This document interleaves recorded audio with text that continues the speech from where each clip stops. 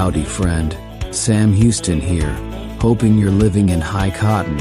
And if you're lucky enough to be in Texas, I know you're most of the way there.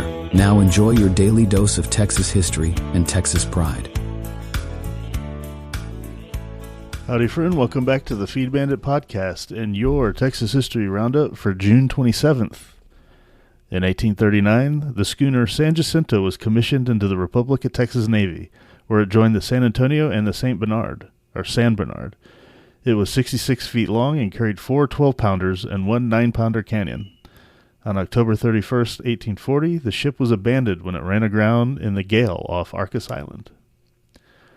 In 1874, the Second Battle of Adobe Walls occurred when a buffalo hunter's camp on the Canadian River was attacked by about 700 Indians under Quanah Parker and Issa Tai.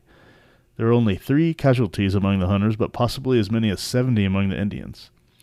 A rescue party arrived on July 1st.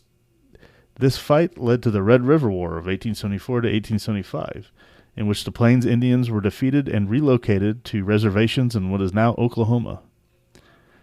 In 1899, the disastrous Brazos River flood began and continued for about 11 days. An average of nearly 17 inches of rain fell over 7,000 square miles of the river's watershed, causing the Brazos to overflow.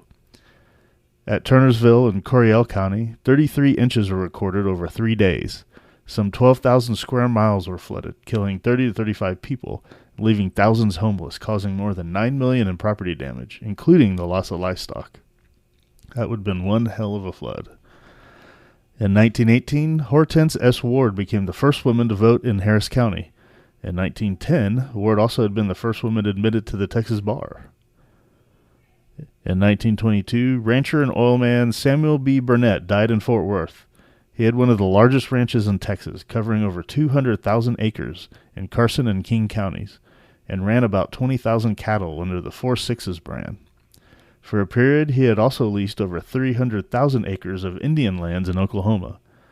Burnett is credited with introducing Durham and Hereford cattle into his Longhorn herds and producing one of the finest strains of cattle in Texas. Later, he became rich from oil discoveries on his land and was a major business force in Fort Worth. The town of Burke Burnett is named for him. In 1957, Hurricane Audrey struck the coast near Texas-Louisiana line, and in Texas, 9 lives were lost, and there was an estimated $8 million in damage, while in Cameron, Louisiana, there were hundreds of deaths. All right, well, that's a shame. But that, my friend, was your Texas History Roundup for June 27th. Thanks so much for listening, and we will catch you back here tomorrow on the next one. You take care. Well, there you have it. If you like our podcast, check us out at feedbandit.com. There you'll find awesome Texas First outdoors gear and apparel. Your purchase helps support the Bandits and keeps this podcast on the air, fighting for you and for Texas. Remember, preserve the tradition, protect the legacy. Until next time.